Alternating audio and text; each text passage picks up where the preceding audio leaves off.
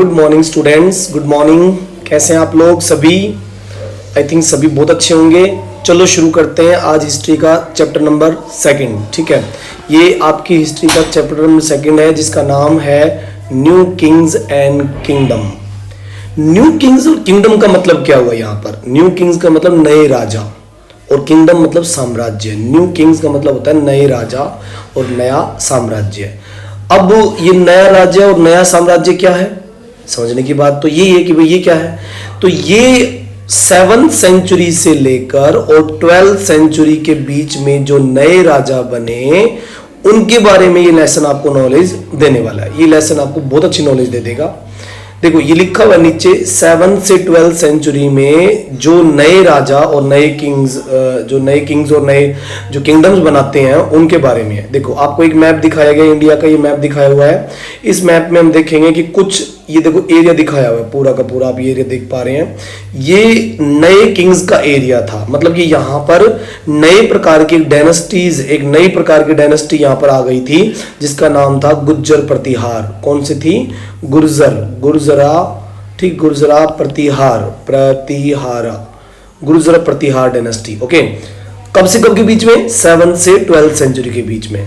ये बात कब की है? जब गुप्त रूलर जब यहाँ इंडिया में थे, उनके बाद में जो इंडिया में लोग आए उनके बारे में बातें आपको बता रहा है। ठीक है, समझ रहे ना आप लोग? पहले आपने पढ़ा था 6th में अशोक के बारे में पढ़ा था, मौर्य साम्राज्य।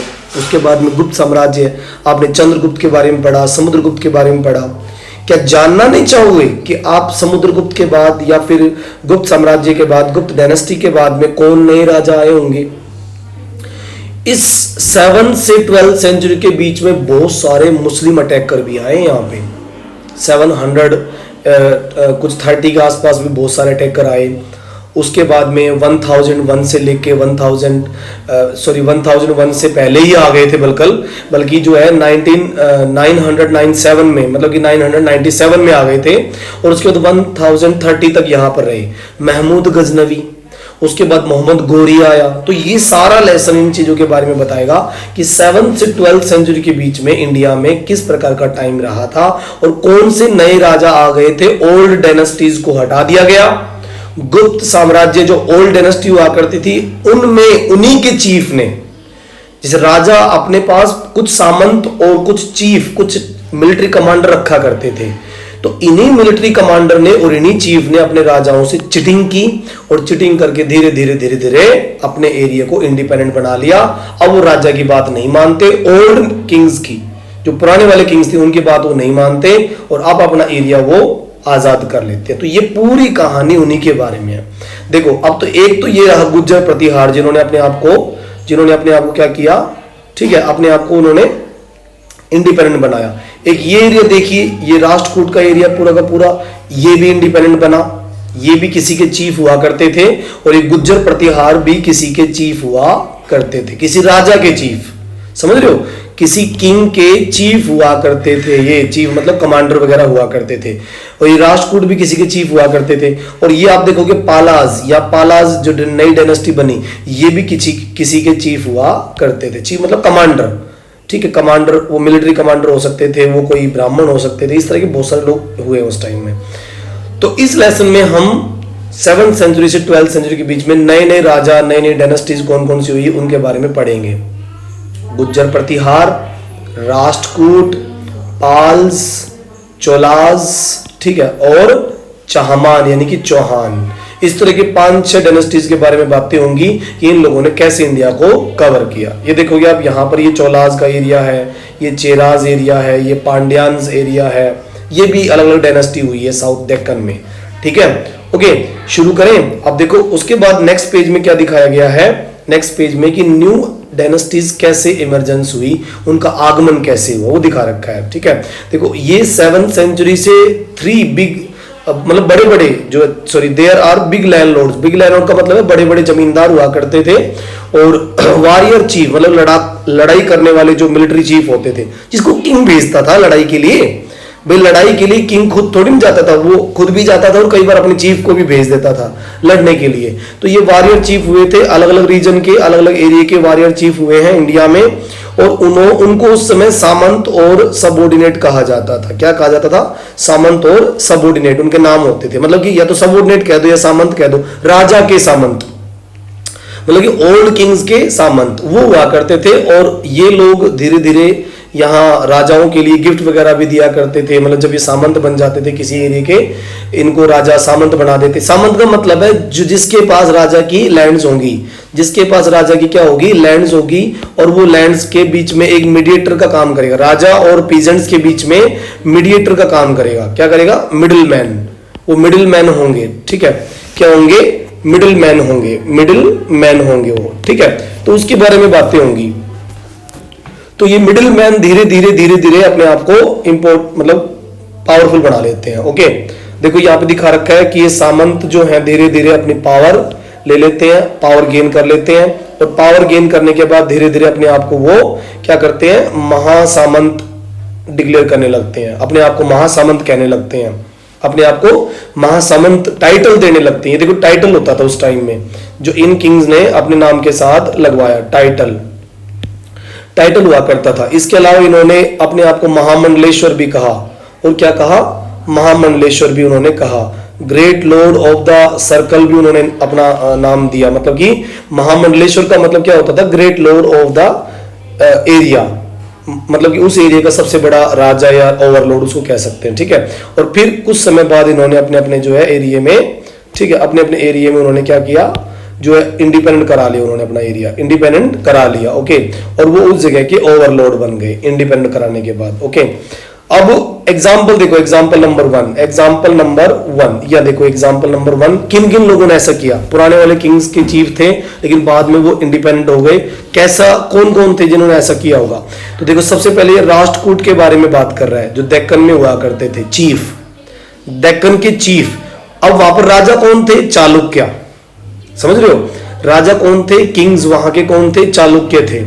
तो चालुक्य किंग के चीफ राष्ट्रकूट जो हुआ करते थे, जो कर्नाटका के जो राजा थे चालुक्य, उनके जो चीफ हुआ करते थे, उन्होंने मिड 8th सेंचुरी में, जिसका नाम यह दिखाया भी है दंती दुर्ग, एक दंती दुर्ग नाम का राजा, दंती दुर्ग का नाम का चीफ दिखाया गया इसमें, जो कि राष्ट्रकूट चीफ हुआ करता था, जो कि राष्ट्रकूट चीफ हुआ करता था। ओके, तो उसने क्या किया? ओवरथ्रोन किया। उसने क्या किया? ओवरथ्रोन किया, चालुक्य किंग को ओवरथ्रोन कर दिया और खुद इंडिपेंडेंट बन गया। यहां क्लियरली दिखाया गया देखो दंती दुर्ग के बारे में कि भाई इसने ओवरथ्रोन कर दिया था, अपने चालुक्य किंग्स को ओवरथ्रोन कर दिया था। ओके, उसके बाद देखो ओवरथ्रोन कर दिया चालुक्य किंग को, और एक परंपरा करवाई ब्राह्मणों से, एक परंपरा ब्राह्मणों से करवाई। उस रिचुअल को इन्होंने हिरण्यगर्भा कहा। मतलब कि वो क्षत्रिय नहीं था लेकिन अपने आप को क्षत्रिय डिक्लेयर करने के लिए उसने क्या कराया? हिरण्यगर्भा कराई, मतलब कि स्वर्ण गर्भ करवाया। स्वर्ण गर्भ का मतलब होता है कि ब्राह्मण वगैरह बुलाए जाएंगे और वो यज्ञ वगैरह करेंगे और फिर उसको क्षत्रिय डिक्लेयर कर देंगे सोसाइटी में कि भाई ये इसके बाद क्षत्रिय है। और उस जमाने के समाज में, उस सोसाइटी में उस समय जो क्षत्रिय होते थे वही राजा बन सकते थे। क्षत्रिय किंग ही राजा, क्षत्रिय किंग ही हुआ करते थे उस जमाने में, ठीक है। तो इस तरह से इन्होंने क्या कराया? दंती दुर्ग ने क्या कराया? हिरण्यगर्भा मतलब कि एक रिचुअल कराई ब्राह्मणों से, और अपने आप को वहां का जो है ओवरलोड यानी कि पावरफुल ताकतवर राजा डिक्लेयर कर दिया, ठीक है। और क्षत्रिय बन गया, दोबारा सुनो इसमें क्या बताया मैंने? इमरजेंस ऑफ न्यू डायनेस्टी, मतलब नए नए राजवंश कैसे आए। तो यहां दिखा रहा है कि पहले ये जो लोग नए नए राजवंश बनाते, पहले किसी के चीफ हुआ करते थे, सामंत हुआ करते थे। फिर ये अपने राजाओं को हटा देंगे, खुद सामंत हैं लेकिन अपने राजाओं को हटा देंगे और क्या करेंगे? अपने नाम के आगे बड़े बड़े टाइटल्स लगाने शुरू कर देंगे और पावरफुल होते चले जाएंगे। टाइटल में देखो महासामंत कह रहे हैं अपने आप को, महामंडलेश्वर कह रहे हैं, ऐसे बड़े बड़े टाइटल वो अपने नाम के साथ लगा लेते हैं। यहां महामंडलेश्वर का मतलब क्या बताया? The great Lord over the circle, over A area, ये बताया गया। ओके, फिर एग्जाम्पल दे रहा है आपको कि भाई किसने ऐसा किया। तो देखो एग्जाम्पल में किसका नाम लिया उसने? दंती दुर्ग का नाम लिया। दंती दुर्ग, ये देखिए दंती दुर्ग का नाम लिया, जो कि राष्ट्रकूट चीफ हुआ करता था किसका? चालुक्य किंग का।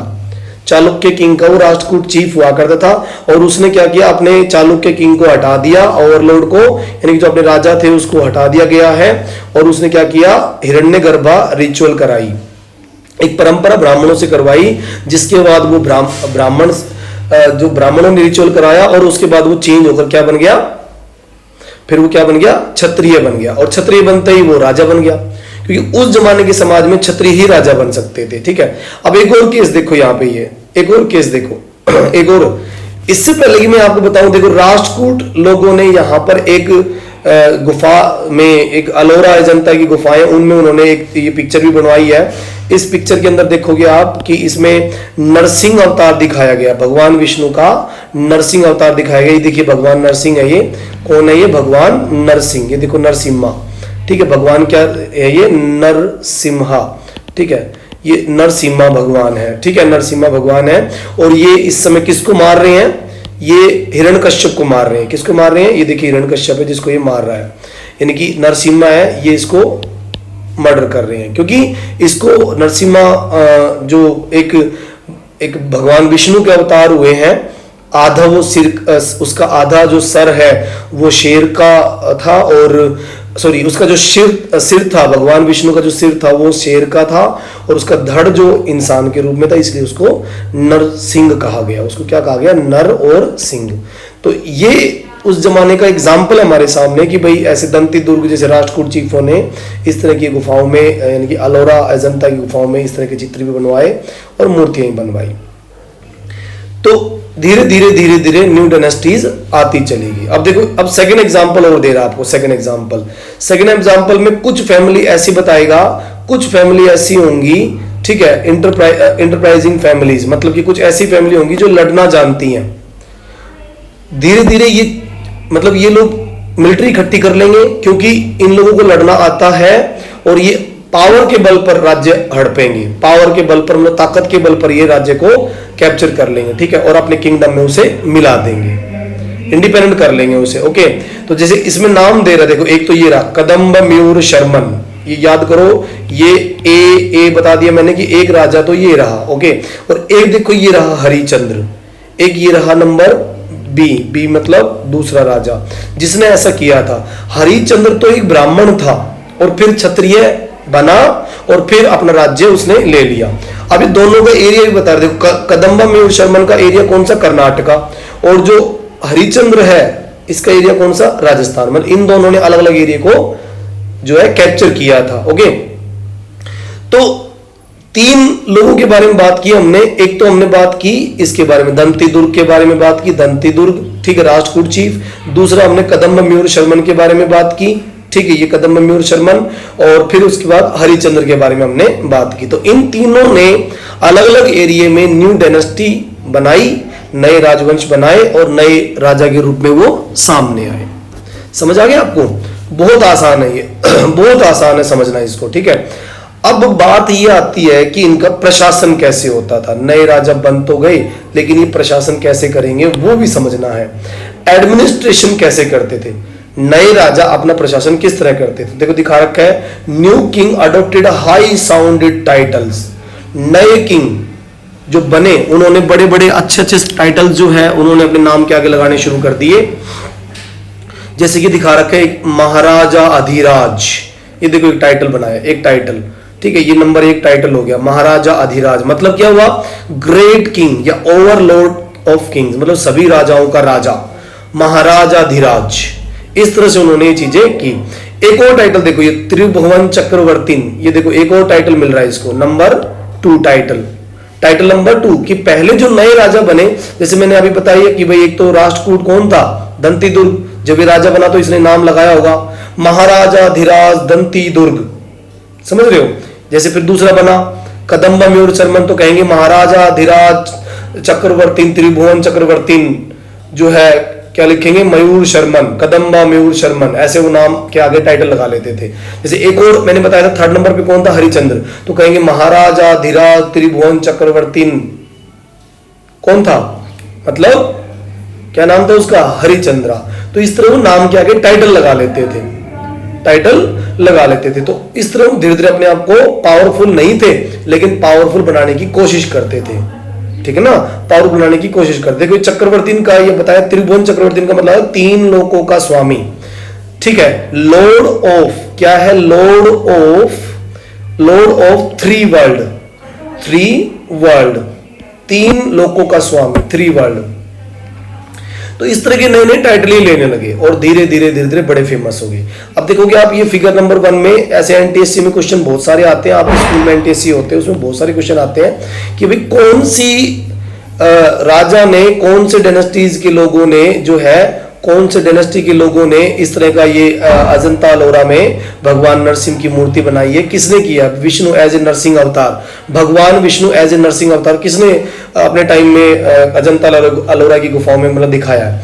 तो फिर आप बताओगे राष्ट्रकूट पीरियड में, ठीक है, ये चीजें होंगी। ओके, अब देखिए एडमिन के बारे में और बताता हूं। पहला तो काम क्या किया इन लोगों ने, अपने नाम के आगे टाइटल लगाने शुरू किए।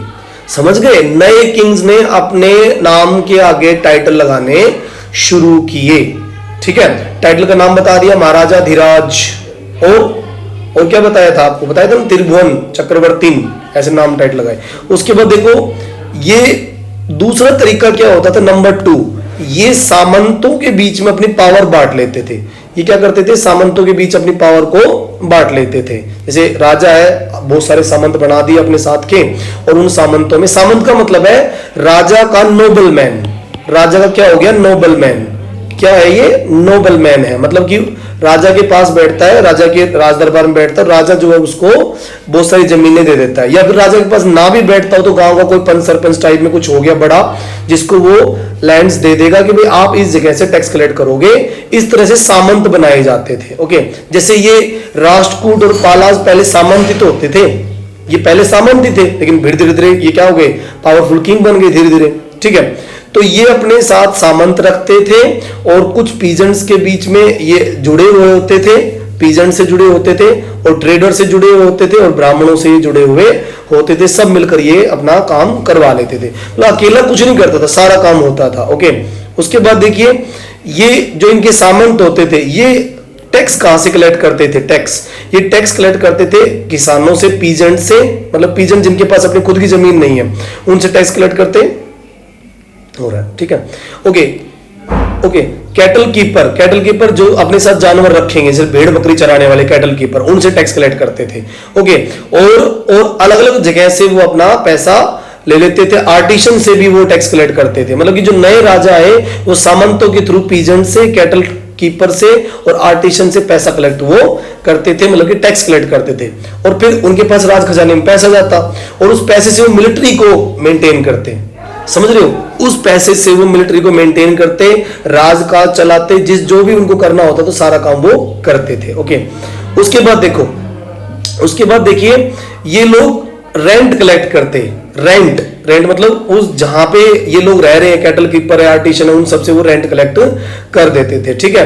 और फिर जो है फिर आगे पहुंचा देते, राजा के पास वो पहुंचा देते, ठीक है। नए वाले किंग है उनको नोबल मैन आगे पहुंचा देते थे, ठीक है। ओके, तो रेवेन्यू कई बार ट्रेडर से भी कलेक्ट किया जाता था, ऐसा नहीं कि भाई पीजेंट, फार्मर, कैटल हार्वेस्टर से या आर्टिसन से कलेक्ट किया जाए, कई बार तो दूसरे लोगों से भी करते थे। अब एक एग्जांपल दे रखे, देखो 400 टैक्सेस, ये कहां पर कि 400 प्रकार के टैक्स भी हुआ करते थे उस जमाने में, है ना। 400 प्रकार के टैक्स कहां होते थे, चोलाज यानी कि साउथ में जो चोलाज मैंने शुरू में मैप में बताया आपको, तमिलनाडु में, वहां पर 400 प्रकार के टैक्स लिए जाते थे। देखो 400 प्रकार की उनके लिए शब्दावली यूज की गई थी, 400 टाइप के टैक्स और 400 प्रकार के उनके लिए वर्ड यूज किए गए थे।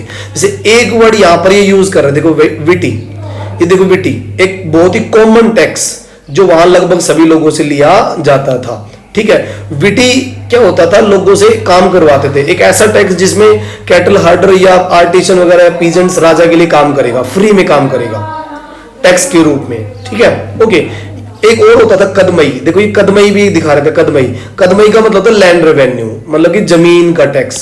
कदमई का मतलब क्या है, कदमई, ठीक है। क्या है ये, कदमई, एक कदमई नाम का टैक्स हो गया, एक क्या हो गया, विटी हो गया, विटी, ठीक है। तो इस प्रकार के 400 टाइप के टैक्स लिए जाते थे, कदमई हो गया, विटी हो गया, इस प्रकार के 400 टाइप के टैक्स लिए जाते थे। तो देखो सबकी भाषा अलग अलग होती थी फिर, ठीक है, विटी लेबर के रूप में काम करना पड़ेगा किसी किसान को या पीजेंट को, और जो है कदमई क्या है, अलग टाइप का टैक्स होगा। ओके, कई बार तो घर के ऊपर भी टैक्स लिया जाता है, जैसे हाउस टैक्स जिसको कहते हैं थैचिंग हाउस, कि हाउस बना रहे हैं, चाहे वो लकड़ी का ही हाउस बना रहे हो, उसके ऊपर भी टैक्स देना पड़ता था। ओके, और कई बार तो लाडर सीढ़ी पर भी टैक्स देना पड़ता था, कि पाम के ट्री पे ऊपर चढ़ोगे तो आपको सीढ़ी राजा की तरफ से इधर से मिलेंगी, तो उसका भी आपको टैक्स देना पड़ेगा, एज ए रेंट देना पड़ेगा। ओके, और फिर ये जो फैमिली प्रॉपर्टी पर भी कई बार टैक्स देना पड़ता था, मतलब कि भाई एक फैमिली है और उसका कोई हेडमैन मर गया है, कोई बड़ा बुजुर्ग आदमी मर गया, तो जो आगे आने वाला जो होगा, जो भी नया सक्सेसर होगा, वो जो है जब अपने पिता की प्रॉपर्टी को एक्वायर करेगा तब राजा को टैक्स देना पड़ेगा। तो कितनी कमाल की बात थी कि भाई अपनी प्रॉपर्टी को एक्वायर करने में राजा को टैक्स देना पड़ेगा, क्योंकि उसके पिता को प्रॉपर्टी उसके राजा ने दी थी। अब बेटा उस प्रॉपर्टी को एक्सेप्ट कर रहा है, तो उसे बेटे को भी राजा को टैक्स देना पड़ेगा। इस तरह के 400 टाइप के टैक्स वहां हुआ करते थे। अब देखो यहाँ एक क्वेश्चन भी बन रहा है कि भाई आज टैक्स कौन कौन से टैक्स कलेक्ट होते हैं। तो आज एक तो होता है डायरेक्ट टैक्स, ओके, और एक होता है इनडायरेक्ट टैक्स, इनडायरेक्ट टैक्स। ठीक है, ये डायरेक्ट टैक्स और इनडायरेक्ट टैक्स की वो बात कर रहा है। ठीक है, डायरेक्ट और इनडायरेक्ट टैक्स। अब डायरेक्ट टैक्स क्या है? इनकम टैक्स होता है ना, पब्लिक पैसा कमाती है और ज्यादा पैसे कमाता है उस हिसाब से उसको इनकम टैक्स सरकार को देना पड़ता है। और डायरेक्ट के अलावा इनडायरेक्ट क्या होता है? खाने पीने की चीजों पर या दूसरी चीजों पे। आपने सुना होगा ना जीएसटी आपने सुना होगा। जीएसटी स्टेट का हो तो वो एसजीएसटी बन जाता है, एसजीएसटी, या फिर वो यूनियन गवर्नमेंट का हो तो सीजीएसटी बन जाता है, सेंट्रल, ठीक है, goods and service tax. GST का मतलब क्या होता है? Goods and service tax. ये इनडायरेक्ट टैक्स होता है। ठीक है, तो इस तरह से आज के दिन इस तरह के टैक्स कलेक्ट किए जाते हैं। उस जमाने में 400 टाइप के तो बता ही रहा है ये, बाकी पता नहीं अलग अलग एरिया से कितने कितने टैक्स करते होंगे, वो कुछ नहीं पता। ठीक है, ओके। अब देखो इसके बाद ये क्या करते, 2 तरीके हो गए। एक क्या करते, बड़े बड़े हाई साउंड टाइटल लेते। दूसरा क्या किया, सामंतों में जमीन बांट देते, सामंत उनके लिए टैक्स कलेक्ट करके देते। टैक्स का एग्जांपल उसने दिया ही है।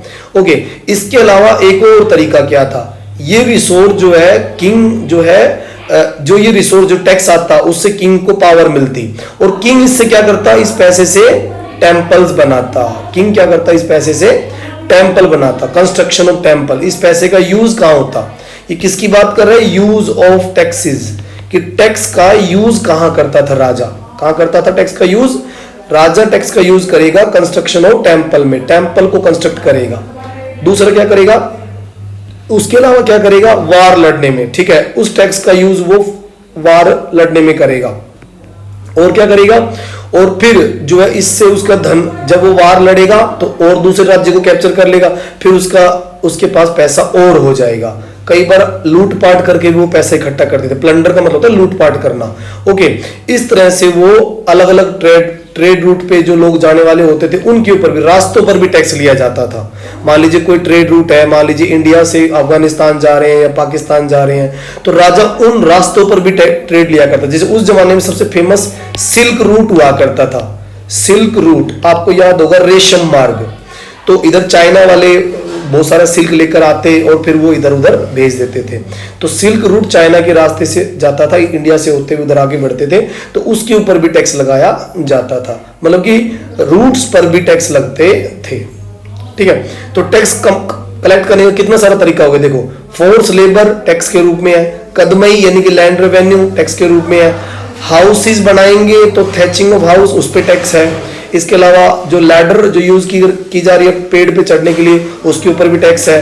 प्रॉपर्टी एक्सेशन करोगे तो उसके ऊपर भी टैक्स राजा लेगा। इसके अलावा उन टैक्स का यूज क्या करेगा, टेम्पल बनाने में यूज करेगा और लड़ाई लड़ने में यूज करेगा, और उसके बाद दूसरे राज्यों पर अटैक करके फिर वो जो बहुत सारा पैसा और भी इकट्ठे कर लेगा, और ट्रेड रूट पर भी वो टैक्स करता था। ठीक है, तो इस तरह से उनका एडमिन होता था। हम क्या पढ़ रहे थे अभी तक, हम एडमिन के बारे में ही पढ़ रहे थे कि एडमिन कैसे करते थे। नए वाले राजा बन तो गए लेकिन प्रशासन कैसे चलाते थे। ठीक है, उसके बाद देखो अब अगला पॉइंट इसमें, अब अगला पॉइंट देखिए, इसमें ये कह रहा है कि भाई ये जो टैक्स कलेक्ट होते थे, कलेक्टिंग रेवेन्यू जो भी होता था, वो ज्यादातर इन्फ्लुएंशियल फैमिली ही कलेक्ट किया करते थे, जो राजा के नजदीक होते थे।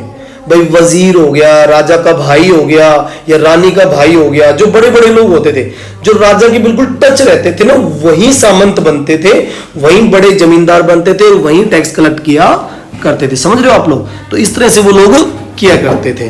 ओके, तो मतलब नॉर्मल पीपल कोई भी टैक्स कलेक्ट करने के लिए राजा रिक्रूट नहीं करता था, हर एक आदमी टैक्स कलेक्ट नहीं कर सकता था, राजा के बिल्कुल पर्सनल जो होते थे वही टैक्स कलेक्ट कर सकते थे। ओके, अब उसके बाद देखो, अभी इसमें बताया है कि भाई ये पोजीशन पहले तो जो खास परिवार के लोगों को मिलती थी, और फिर बाद में कई बार ये वंशावली के अकॉर्डिंग भी हो जाती थी। मान लीजिए भाई एक सामंत पहले बनाया है, उसके बाद जो अगला सामंत आएगा वो भी यही बनेगा, इस तरह से वो वंश के अनुसार बन जाएगा। मतलब एक सामंत पहले राजा ने बना के भेज दिया तो उस सामंत का बेटा भी फिर अगली बार सामंत बन जाता था। फिर ये धीरे धीरे ये सिस्टम वंशावली के अकॉर्डिंग होने लग गया था, मतलब कि वंश परंपरा चलने लग गई थी, सामंतों में भी वंश परंपरा चलने लग गई थी। न्यू किंग और ओल्ड किंग में तो डायनेस्टी सिस्टम होता ही था, इनमें भी होने लगा, सामंतों में भी होने लगा। ओके, और ज्यादातर ये सच है, this was true about the army as well, in many cases close relative king held their position, कि किंग जो है अपने नजदीकी रिश्तेदारों को ही सामंत बनाया करता था। तो आज हम यहीं तक पढ़ेंगे, कल हमारी जो क्लास होगी, कल जो नेक्स्ट पार्ट हम जो आपको वीडियो में देंगे उसमें प्रशस्तिज के बारे में बातें करेंगे, और कैसे ब्राह्मणों को लैंड ग्रांट दी जाती थी, प्रशस्ति होती क्या थी, राजा अपने बारे में लिखवाएगा, उन चीजों के बारे में हम नेक्स्ट वीडियो में डिस्कस करेंगे। ठीक है बेटा? तो आई थिंक आपको सारा कुछ समझ में आ गया होगा, जो मैंने अभी दोनों तीनों लेसन में आपको बताया, बहुत अच्छे से क्लियर आ गया होगा कि किस तरह से नए किंग्स और नए किंगडम आने लगे, किस तरह से ये सब पॉसिबल हो पाया, ये सारी चीजें आपको अच्छे से समझ आ गई होगी। ठीक है ना? ओके, तो okay, thank you, okay, bye बेटा।